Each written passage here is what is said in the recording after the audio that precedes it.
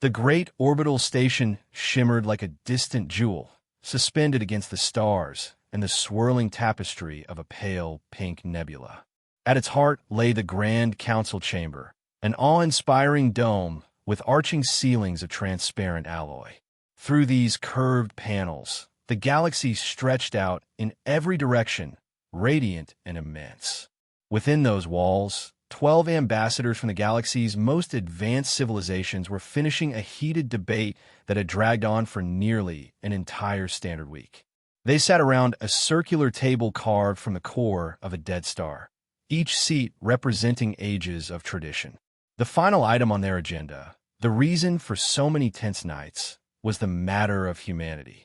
News of Earth's rapid progress had disquieted the Council for decades. The humans' technological leaps, from splitting the atom to exploring the fringes of their solar system, showed no sign of slowing. Worse, it was rumored that Earth scientists were on the verge of developing faster-than-light travel, a discovery typically reserved for civilizations monitored closely by the Council. Some ambassadors, especially from the Crex Imperium and the Vargan Collective, argued that humanity's warlike history made them a growing danger. Others, such as the gentle Zorathai, believed humans had the capacity to bring fresh perspectives to galactic society. After countless speeches and counterarguments, the Council was preparing to make a final ruling. The tension was palpable. A slender being with iridescent skin and 4 arms, Exilith, rose to speak. His species, often called Silith by others, took pride in clarity and protocol. With careful composure, he reminded the assembly of what was at stake. Holoscreens suspended above the table displayed images of human cities, skyscrapers glinting beneath Earth's sun, rocket gantries launching probes into the void, and war machines rolling across battle-scarred landscapes. Data streams scrolled past in multiple scripts, summarizing everything from humanity's most destructive inventions to its greatest artistic triumphs. Representatives reacted with a cacophony of murmured opinions. General Drax, a towering Crex with dark, scaled skin, slammed his clawed hand on the table. His military uniform shimmered under the chamber's overhead lights. He demanded immediate action. Quarantine Earth, sabotage its development, ensure it never threatened the balance painstakingly maintained by the Council for millennia. Krell, a large amphibious creature from the Vargan Collective, nodded vigorously in agreement, recalling humanity's countless wars and violent tendencies as justification. But there were dissenting voices. Mira, the Zorathai ambassador, shimmered in soft blues and purples. Her crystalline body pulsed with each gentle word, insisting that humans showed not just destruction, but also compassion, creativity, and a deep-rooted curiosity. Ambassador Soren, an energy-based life form housed in a translucent humanoid shell, urged caution. He pointed out that while humans had a turbulent history, so had every other species in that room. His flickering presence emphasized that the same savage origins had been transcended by the Council's own civilizations. The debate swelled. Some called for immediate containment protocols. Others recommended stealthy interference. At last, Exilith called for a formal vote. A hush fell across the chamber as each ambassador cast their decision via biometrically keyed devices. When the final tally appeared, it showed that 10 votes were in favor of restricting humanity's interstellar progress. 2 were against. Mira and Soren's people had stood alone. The Council's resolution was to quietly limit Earth's expansion beyond its solar system. They would deploy sophisticated technology to create subtle barriers, prolonging humanity's discovery of FTL flight, and maintain continued observation until further notice. Exilith was about to formally conclude the session when an alarm blared throughout the station. A harsh red light illuminated the edges of the dome, causing star-reflected shadows to dance across the curved walls. The ambassadors looked around in confusion. A junior aide rushed in, looking pale and shocked. According to sensor readings, there was an unauthorized ship approaching the station, an unlikely vessel that no one could immediately identify. General Drax's reptilian eyes narrowed. It had to be pirates or smugglers, he muttered. The aide shook his head. The craft's signature was definitely from Earth. A moment of stunned silence filled the chamber. That was impossible, or at least improbable. Humanity should be decades away from creating a drive capable of reaching the station at FTL speeds. Even the most optimistic council analysts had placed the threshold around 50 Earth years. Yet the station's sensors showed a sleek ship accelerating into position, gracefully matching orbits with the station's docking perimeter. The craft was broadcasting a greeting in 17 known galactic languages, no less. The ambassadors erupted into argument again. How could humans be here now? What did this mean for the Council's just ratified decision? Exilith maintained composure, instructing the delegation to prepare a ceremonial greeting.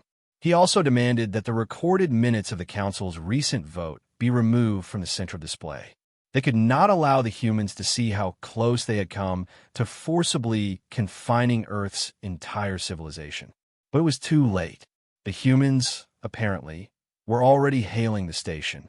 Security forces assembled in the docking bay, clad in ceremonial armor that doubled as combat suits. The wide corridor connecting the chamber to the docking port was lined with silent, imposing guards for various species. 20 minutes later, a low hiss announced the arrival of the human crew. First to emerge from the airlock was a woman in a navy uniform with a silver-trimmed collar. At her side, a tall man in an identical uniform stepped forward. They introduced themselves in perfectly modulated galactic standard. She was Ambassador Susan Miller, and he was Captain John Carter of the Earth vessel Endeavour. The ambassadors watching from the receiving line struggled to mask their shock. Humans were not supposed to speak flawless standard. They were not supposed to know about this station's location. They were not supposed to have ships that slipped past the Council's detection grid.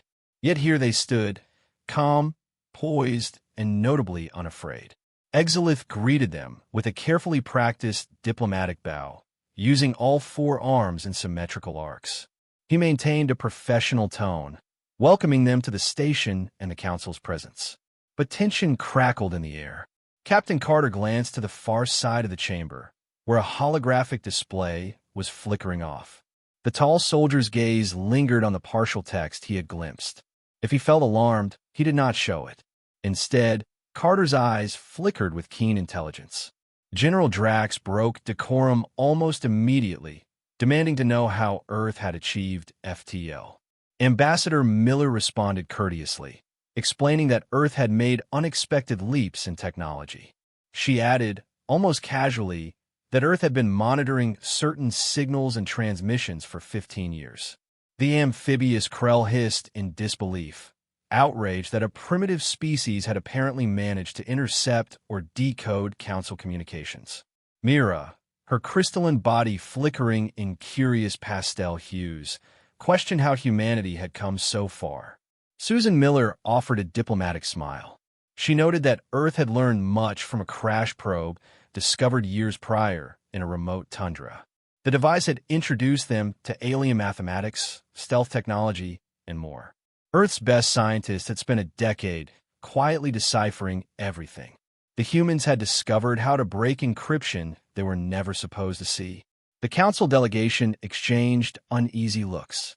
In one stroke, the assumptions behind the entire vote seemed compromised. It became clear that Earth was no longer an unwitting backwater. Earth had come to the station uninvited and unannounced, but not unprepared. Silently, Exilith signaled for the Council to recess. The humans were shown to guest quarters, fine suites designed for dignitaries of exotic physiologies. Adjustments had been made in haste, but the furniture and atmosphere might still be slightly off for human comfort. The moment the humans were escorted away, the ambassadors gathered in a smaller conference room. Accusations erupted like solar flares. General Drax insisted there had to be an internal leak, maybe traitors who had supplied Earth with coordinates and codes. Another insisted that the humans must have abducted or coerced some Council intelligence operative. The Medusan representative, contained in a swirling suit of mechanical plating, argued that no such infiltration had been detected. They concluded that Earth's remarkable progress was at least partly self-directed. Amid the clamor, the observer, a cloaked figure whose species remained unknown to most, stepped from the shadows. Behind his reflective mask, he delivered unsettling news. The humans had tapped into council networks using advanced quantum algorithms. They had read many of the same reports the council had compiled about them. For 3 Earth years, a silent infiltration had been happening right under the council's nose. General Drax's scales darkened in fury. Ambassador Krell accused his colleagues of negligence. Mira and Soren exchanged worried glances. The bigger question was not how humanity had done this, but what came next. They had arrived at the station in defiance of every assumption and rule. Now that the council's secretive plans were revealed, how would the humans react? Exilith decided on a strategy of caution.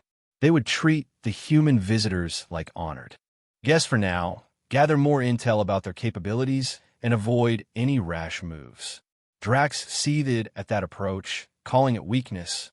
Soren insisted it was prudent diplomacy. Eventually, a vote supported Exilith's approach. For now, the council would stall official membership discussions. They would craft a narrative that the protocols required time and thorough evaluation. Meanwhile, they would quietly investigate the true extent of Earth's technology. Silently, the observer took note of every word, fully aware that unknown variables abounded. In their quarters, Ambassador Miller, Captain Carter, and the rest of the small human delegation, Dr. William Grant, Lieutenant Kate Rogers, and 2 additional aides, were already listening in on that same conversation. Hidden beneath the council's conference table, a device no larger than a coin was broadcasting everything back to the humans. Dr. Grant, a brilliant physicist who had reverse-engineered sections of the alien probe, was carefully transcribing the council's every word onto a tablet. Captain Carter wore a half-smile, confirming that the council was indeed trying to stall. The humans reviewed their plan. They had come prepared for precisely this scenario. Miller explained how critical it was to press forward with a diplomatic approach. Lieutenant Rogers reminded them that they also had a defensive fallback. The Endeavor carried advanced systems reverse-engineered from alien tech. And Earth had not been idle in building alliances back home. If matters escalated, the humans were not as isolated as the council believed. Yet the best possible outcome was a peaceful resolution, one that recognized Earth's right to develop without hidden constraints or sabotage. The next day, the council summoned the humans for a formal session. The ambassadors tried to project unity, but the tension was visible. Massive windows offered a view of swirling nebula clouds, but no one was paying attention to the view. Exilith opened the session by politely thanking the humans for their visit and noting that the council had strict protocols for any species requesting official recognition. He enumerated the typical centuries-long evaluation process, the tests of peaceful development, the stability metrics that had to be met. Captain Carter allowed a thin, polite smile. He pointed out that the council itself had been observing Earth from the shadows for centuries, meddling at times.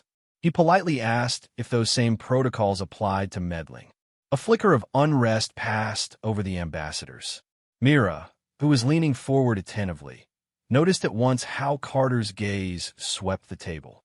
Next to him, Miller placed a small data crystal onto the central pedestal and triggered a holographic display. At once, images appeared above the dais.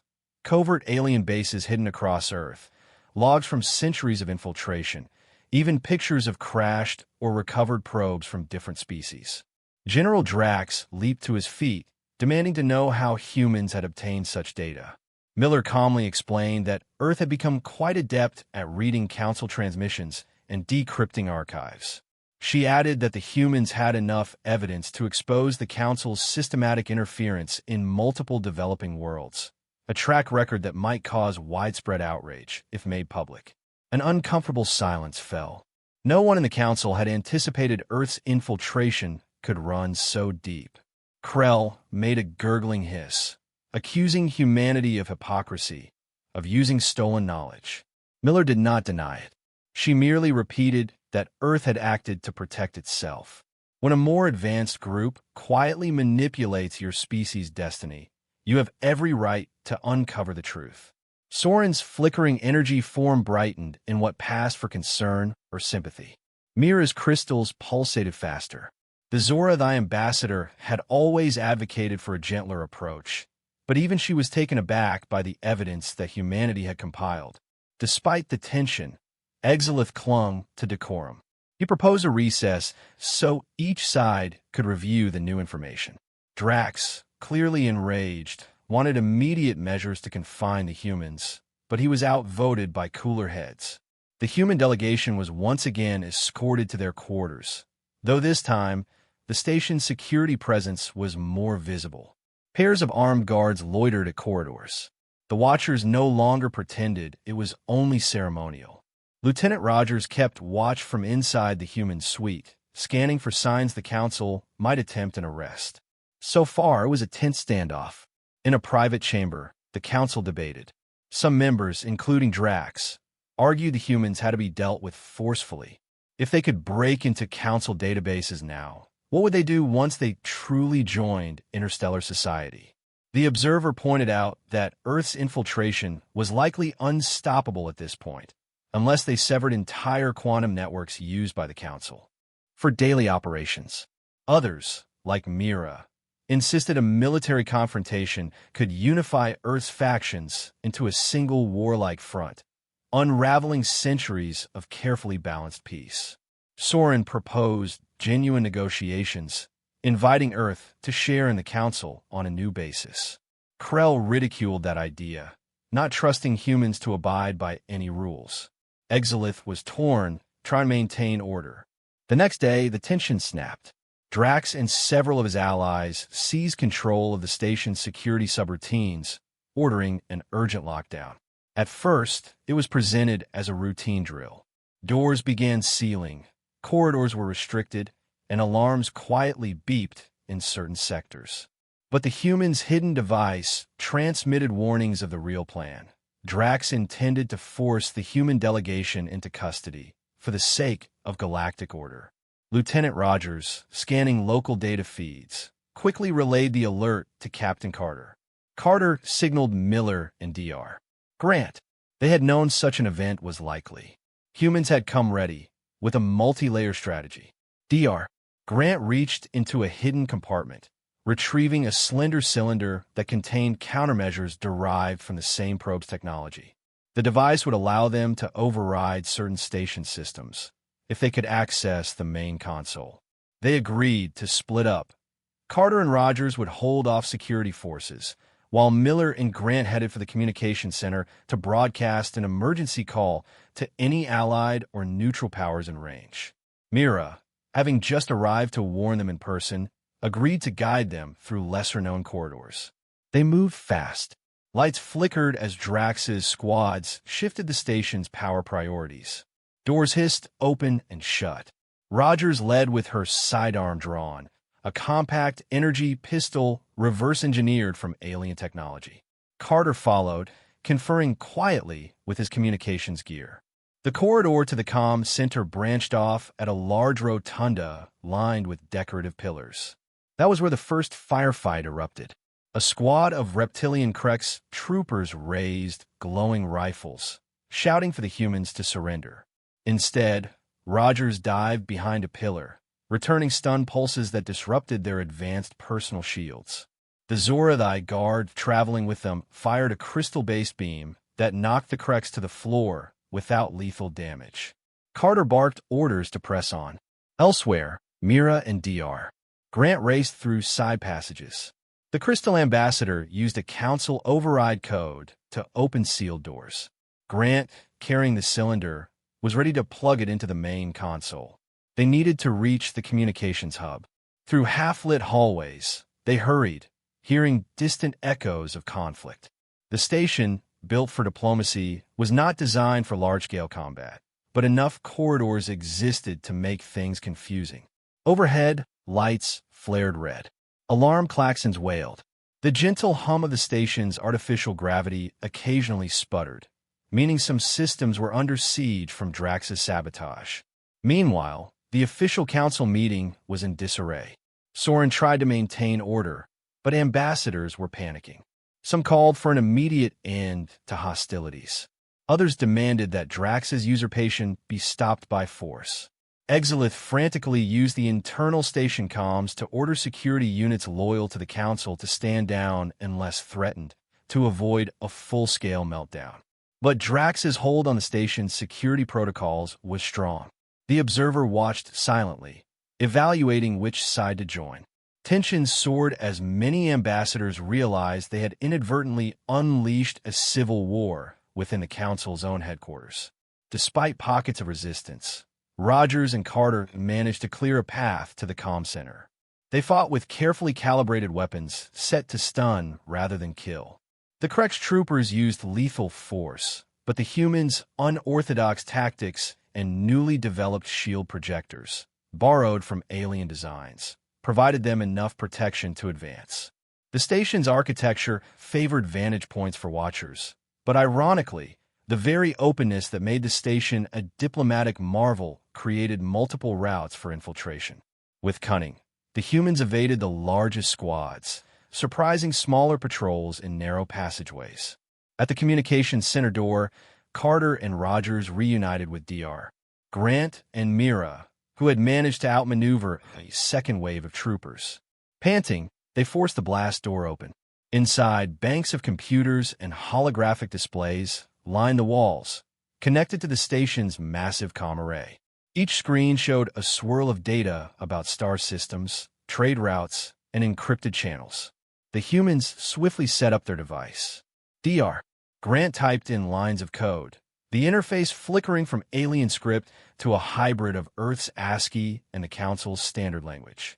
Mira assisted, bypassing one final security lock using her authority as an ambassador.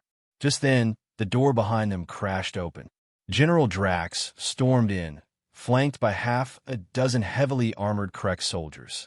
He roared for them to stand down, brandishing a lethal plasma rifle. His scaled lips curled in fury. He accused the humans of sowing chaos. He claimed they were a savage species who would ruin millennia of peace in the galaxy. Carter, gripping his pistol, stepped in front of Miller protectively. Miller, expression unwavering, told Drax that the Council's secret manipulations of less developed worlds were the real source of injustice.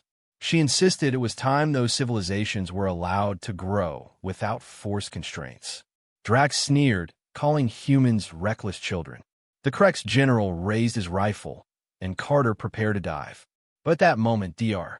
Grant shouted that the broadcast was live. He hit a final key, and the station's main antenna began transmitting a wide-beam emergency message. A high-priority signal flashed out into the cosmos.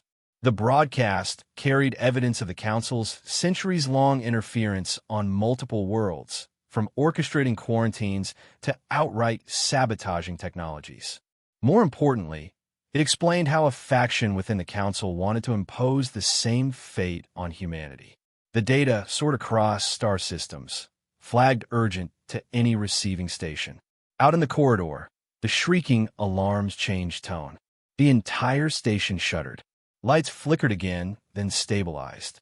The main holoscreens throughout the station lit up with the humans' broadcast. Ambassadors in the central chamber watched in shock as images of covert ops scrolled by. Some recognized events they had sanctioned. Others saw revelations of operations they had never heard of. Panicked voices filled the air. The station's official lines of communication began lighting up with dozens, then hundreds, of messages from other civilizations. Many demanded an explanation. Drax roared in denial. Carter used the split second of the general's outburst to lunge sideways, firing. Drax's rifle flared, scorching the air, but Carter's shot grazed the general's personal shield, forcing Drax to stagger. Krex troopers attempted to flank the humans, but Rogers and Mira's allied guards pinned them down with stun blasts. In the confusion, Dr. Grant input more commands, sending the Council's logs and the humans' data to unstoppable relays. Even if Drax destroyed the communications center now, the transmission had already spread to countless listening posts. Then a new voice echoed through the station speakers. Ambassador Exilith, sounding shaken, announced that the council had convened an emergency vote to rescind Drax's authority. He declared that no single faction could assume control of the station unilaterally. All forces were to stand down immediately, under penalty of a complete blockade from half the galaxy. Already, starships from multiple species, alerted by the humans' broadcast, had arrived in the region. They were hailing the station, demanding answers. Some threatened intervention if the council continued violent actions. Under this massive external pressure, Drax's coup collapsed. His supporters either surrendered or retreated into sealed corridors that the council quickly locked down. Station security, now realigned under Exilith's orders, swarmed to restore calm. Carter remained on edge, aiming his weapon at the battered general. But Drax, seething with wounded pride, recognized that his plan had fallen apart. He spat words of hate at the humans, vowing they would bring ruin upon themselves and the galaxy. Nevertheless, he was forced to lower his rifle as council peacekeepers moved in to arrest him. With Drax detained, the station gradually settled into an uneasy truce. Power was restored to normal levels. Lockdowns were lifted. Casualties, surprisingly minimal, were rushed to medical bays, where advanced healing technologies could address burns and stun injuries. Many ambassadors and council officials stood in huddled circles, stunned by how swiftly the situation had escalated and how the once secret power dynamics had been laid bare for all to see. For 3 days, the council scrambled to deal with the fallout. The chaotic broadcast had reached civilizations large and small. Those who had always suspected hidden meddling now had proof. Protests sprang up on distant worlds. Certain species declared their desire to join or reform the council so that no group of powerful civilizations could toy with developing worlds. Others threatened to withdraw from any association with a council that had maintained such paternalistic control over entire sectors. Exilith, attempting to salvage stability, called for a major summit. All species, even those previously excluded, were invited to attend. The old council chamber was extended and reconfigured to accommodate many new delegations. Representatives from worlds that had been forcibly contained or meddled with arrived, demanding an explanation. Longtime council members tried to blame rogue elements, but the evidence from the broadcast contradicted those claims. A wave of frustration, anger, and also hope rippled through the assembly. Amid this swirling tide of change, the human delegation found themselves at the center of attention. Some ambassadors denounced them as interlopers who had upended a stable cosmic order. Others hailed them as liberators who exposed an archaic power structure. Mira's crystals glowed gently as she stood at the human's side, reaffirming the Zorthi's support for integration rather than control. Soren hovered nearby, an imposing swirl of energy, also in solidarity. Even the observer, once cloaked in mystery, admitted that the status quo had run its course. When the emergency summit officially opened, Exilith took the podium, flanked by fellow ambassadors from the original council. He addressed a sea of delegates, some physically in the expanded chamber, others appearing via holographic presence. He conceded that the council's old ways, rooted in paternalism toward younger civilizations, had outlived their usefulness. He acknowledged how the secrecy and manipulations had fueled paranoia rather than progress. Ambassador Miller stepped forward next, wearing the same neat Navy uniform, her posture firm. She spoke not of vengeance or punishment, but of forging a new era based on open collaboration. Humans, she stressed, had learned from centuries of internal strife that imposing control almost always led to resentment and rebellion. She proposed a framework in which no advanced species could unilaterally stifle another's development. Instead, resources could be pooled to assist worlds that requested help, while respecting their sovereignty. Her words carried weight, bolstered by the presence of Carter, Dr. Grant, and Lieutenant Rogers, each representing different facets of Earth's collective will: defense, science, and the pragmatic side of security. The newly arrived delegates from less advanced planets took heart from her speech. They had lived in fear that the Council might step in to stunt their own achievements if they were deemed too aggressive or too unpredictable. Seeing that the humans had challenged and changed the system gave them hope that they could stand as equals. During a grueling marathon of debates, some older Council powers staunchly resisted. They worried that a more open structure would lead to chaos, that younger civilizations would cause wars or disrupt trade. Krell's faction, minus Krell himself, who was still seething from the fiasco, argued that carefully regulated control was necessary to maintain peace. Soren retorted that no peace was worth the hypocrisy of secret sabotage. Mira calmly reminded them that each of their species had once been primitive and violent, too, yet they had evolved. The tide shifted when transmissions arrived from star systems across the galaxy. A new wave of potential members demanded representation. They insisted that if the Council was to continue, it must reflect every star-faring civilization. Some offered to pledge resources for a shared defense initiative, especially against existential threats like cosmic disasters. Others suggested joint research programs to accelerate medical breakthroughs or terraforming. The desire for a truly interconnected galactic community began to overshadow the fear of uncontrolled expansion. Exilith, seeing this growing momentum, proposed that the Council adopt a new charter. Together with Ambassador Miller, Mira, Soren, and a coalition of ambassadors from older and newer species, they drafted the Galactic Concord. The document forbade covert interference in developing worlds and established protocols for transparent, voluntary assistance. It mandated that any planet with stable FDL capability and a recognized planetary governance structure could apply for membership without centuries of bureaucratic waiting. It upheld each civilization's right to self-determination while still encouraging collaborative progress. The final articles insisted on transparency of data, cross-species communication channels, and swift condemnation of any attempt to repeat the manipulative tactics of the past. There was fierce debate in the chamber about the specifics. Yet the evidence of the last few days was too overwhelming to ignore. Planetary populations who had heard the broadcast would not tolerate half measures. Outside the station, dozens of starships gathered, symbolic reminders that the galaxy was watching. Even old allies of Drax realized that the universal outcry demanded real reform. At last, a vote was taken on the Galactic Concord. Holographic tallies glowed above the central dais, slowly climbing as each delegation, old or new, cast its vote. In the end, a majority far beyond the required threshold endorsed the charter. Applause and relief filled the chamber.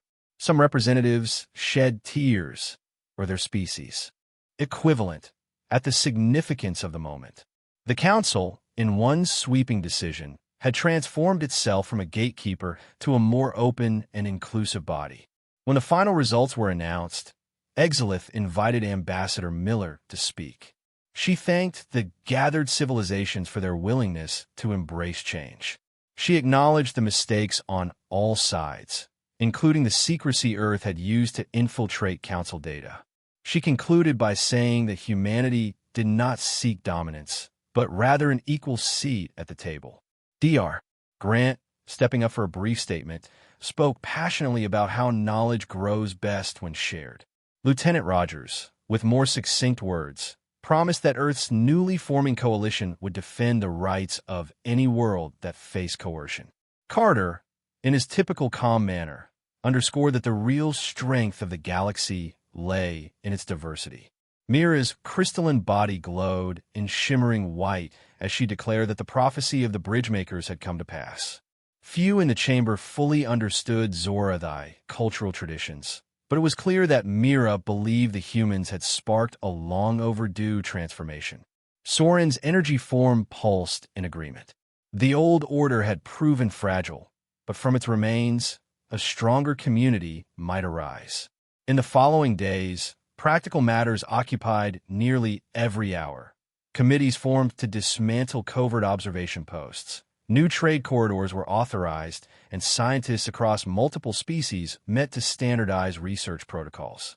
Investigations into Drax's coup and the complicity of various council members began in earnest. Some surrendered themselves for trial. Others fled to remote corners of space.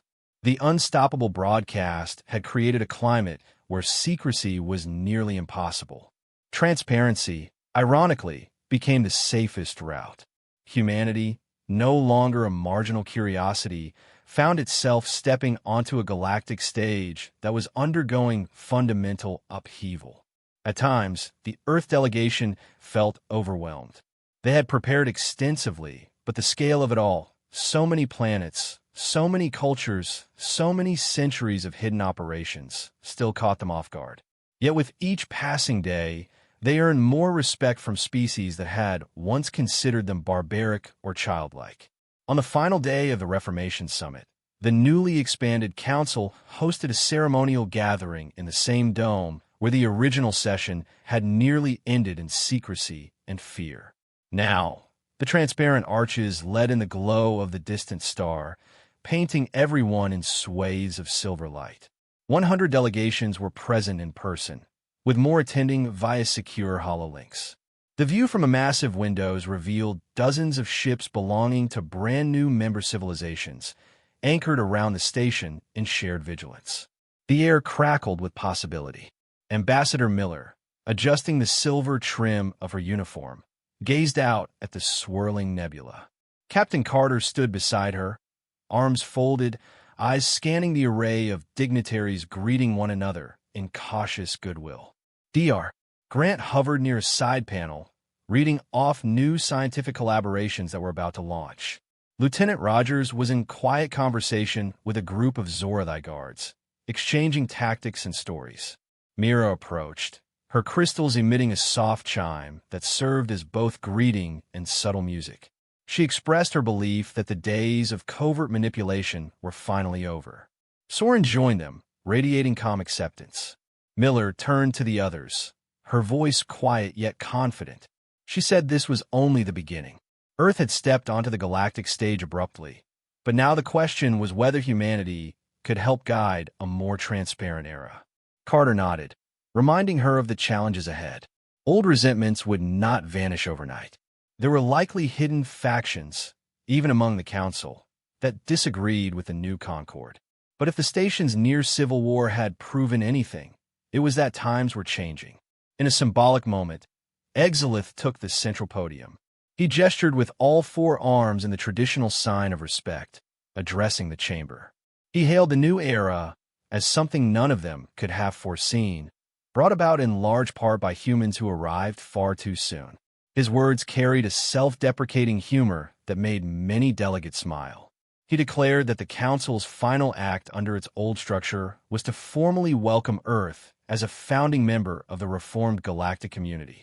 For the first time in thousands of years, the station echoed with applause untainted by power games or hidden agendas. As the ceremony concluded, the delegates broke into smaller groups, forging relationships that might define the next chapter of cosmic history. Within the tall arcs of that station, there was a renewed sense of optimism, colored by the reality that forging alliances among so many species would be a monumental task. But for perhaps the first time, there was a shared will to do so openly and justly. In a quieter corner, Carter glanced at Miller. He recalled that moment when they first emerged into the council's grand chamber, seeing the astonished faces of alien ambassadors who believed humanity still centuries behind. How quickly events had escalated from that day. The council had voted to control humanity, but humanity had arrived on its own terms. Then conflict had almost consumed them all, only for the truth to break the old system open. Dr. Grant joined them, flashing a slight grin at the swirl of delegates. He said they should probably prepare for 100 invitations to visit different worlds, each with its own unique environments and cultures. Lieutenant Rogers quipped that they ought to refine their security protocols first. Yet there was excitement in her voice. For all the tension and conflict, this was the kind of exploration humans had dreamed of for generations. stepping beyond Earth not as trespassers, but as recognized participants in a galactic tapestry. Mira's resonant tones captured that moment better than any human words could. The Zora the Ambassador said she had once read that humans, though known to be fierce and unpredictable, also carried an immense capacity for empathy and innovation. The last few days proved that potential.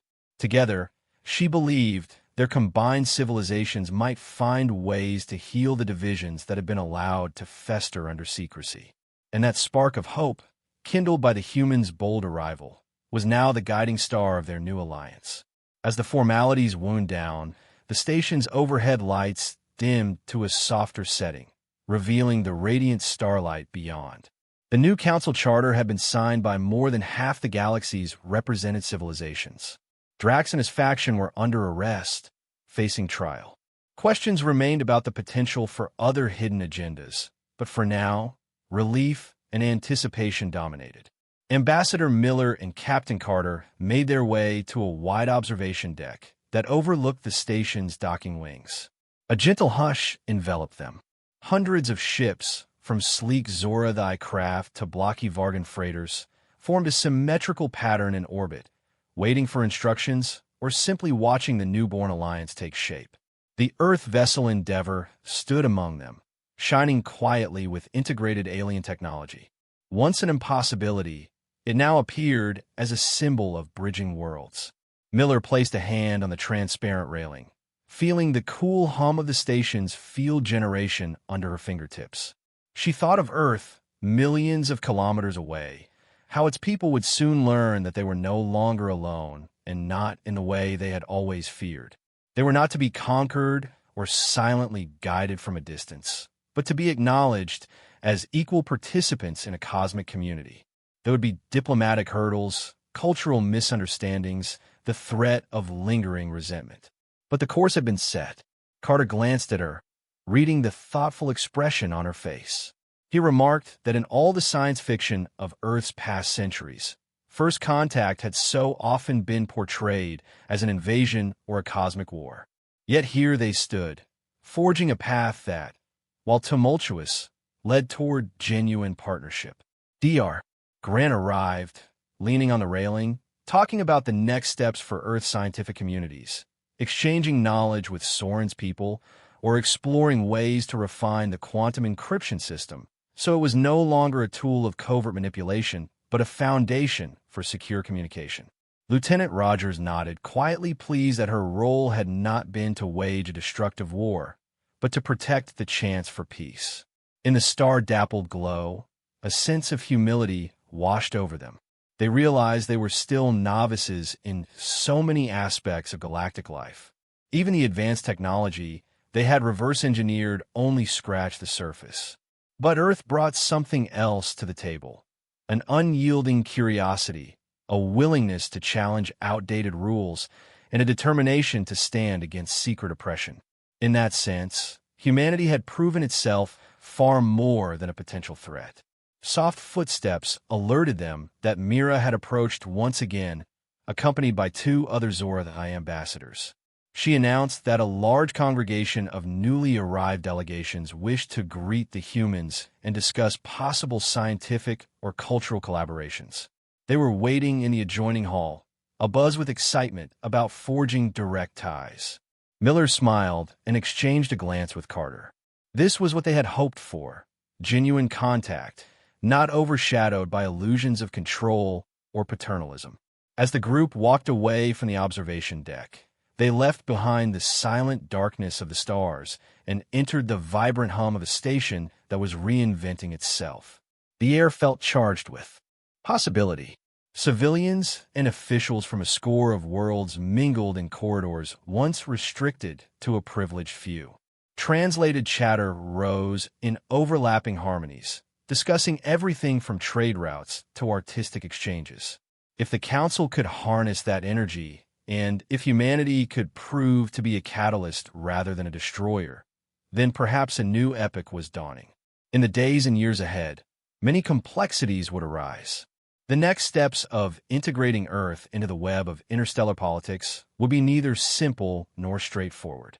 Different human nations back on Earth would have their own perspectives on how to proceed. And some corners of the galaxy might still harbor hostility or suspicion.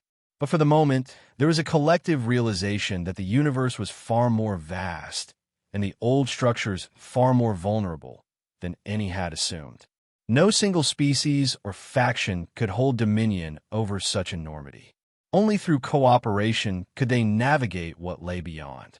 And so, when an official emissary from a distant system approached, offering formal greetings to the humans, it felt symbolic of everything that had changed since that day the Council voted to control humanity. Back then, Earth was considered a footnote, a minor threat to be contained. But humans had walked into the station uninvited, in defiance of carefully laid plans, and changed the course of interstellar history simply by refusing to be pawns in someone else's game. In refusing the role of the controlled, they had become architects of a new blueprint for the galaxy. Looking around the corridor, at the swirl of alien bodies and the subtle mixture of starship hum, Captain Carter could not help but let a wry smile cross his features. It had been a harrowing few days, but here they were, forging unlikely friendships in the place that once sought to stifle them. Miller took a steadying breath, feeling that the real journey was just beginning. She thought back to Earth, to all the men and women who had dreamed of reaching the stars. None of them had expected an easy path, yet none could have imagined it would unfold quite like this. She recalled the official phrase that started this series of events. The Council voted to control humanity. At the time, the Council believed that was the end of the debate. But then the humans walked right into the heart of that cloaked power, carrying with them the seeds of upheaval and transformation. Now, as she prepared to greet the next wave of interstellar delegates, she said a quiet word of thanks that her species had discovered, in the midst of adversity, how to stand tall in an infinite cosmos. Earth would never be the same, nor would the galaxy. The era of secrecy had shattered, replaced by something uncertain but filled with promise. Stepping forward, Miller offered the new arrivals a confident handshake, a distinctly human gesture. The visitors, despite their alien forms, responded with their own expressions of greeting. And so began the next phase, not just a single species forging a place among the stars, but the stars themselves awakening to a new unity. Together, they would ensure that no one was ever again subject to hidden control. Together, they would build a future bright enough to illuminate 1,000 worlds.